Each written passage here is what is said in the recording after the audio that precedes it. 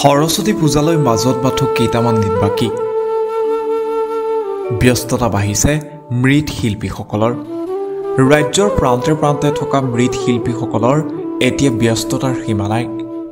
সৰস্বতীৰ মূৰ্তিত শেষ পৰশ দিয়াত ব্যস্ত হৈ পৰিছে মৃৎশিল্পীসকল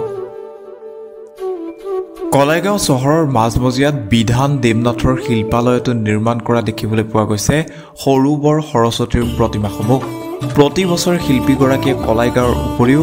ইয়াৰ দাঁতি কাষৰে বিভিন্ন ঠাইৰ শিক্ষানুষ্ঠানসমূহলৈ সৰস্বতীৰ প্ৰতিমা প্ৰেৰণ কৰে এই বছৰো সৰস্বতীৰ প্ৰতিমাসমূহ প্ৰায় সাজু কৰি তুলিছে শিল্পীগৰাকীয়ে কিন্তু পৰিতাপৰ বিষয় যে বছৰ বছৰ ধৰি মূৰ্তি নিৰ্মাণৰ লগত জড়িত দেৱনাথৰ পৰিয়ালটোৱে আৰ্থিকভাৱে জুৰুলা হৈও নিজৰ শিল্পকলা অব্যাহত ৰাখিছে চৰকাৰী সুবিধাৰ পৰা বঞ্চিত হৈ পৰিছে পৰিয়ালটো চৰকাৰে মৃৎশিল্পীসকলৰ দুৰৱস্থাৰ প্ৰতি গুৰুত্ব প্ৰদান কৰিলে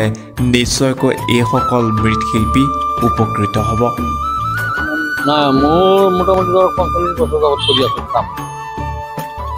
এইটো কামৰ ওপৰত আমাৰ জীৱিকা নিৰ্ভৰ ধৰক যেতিয়া যিকোনো পূজা হয় প্ৰত্যেকটা ছিজনত প্ৰতিমা বনাওঁ মোৰ খেতি ইয়াৰ ওপৰত আমাৰ জীৱিকা নিৰ্ভৰ পৰিয়ালটো চলি আছে পৰিয়ালটো ইয়াৰ কামৰ ওপৰত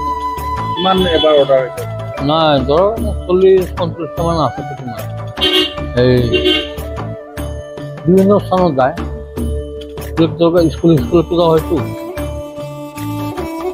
যিখিনি পাওঁ আমি আজিকালি মানে কথা নহয় বস্তু বাহিনীৰ দাম বাঢ়ি গ'ল বাঢ়ি যোৱাত মানে কোনো ৰকম চলি আছোঁ এই কামৰ ওপৰত অন্য চ'ৰ্চ বা চৰকাৰী নাই একো আজিলৈকে আমি চৰকাৰৰ পৰা একো পোৱা নাই চৰকাৰে যদি আমাৰ মৃৎশিল্পসকলক কিবা সহায় কৰে তেতিয়া আমি ভাল পালোঁ হয় নামটো কি মোৰ নাম শ্ৰী বিধান দেৱনাথ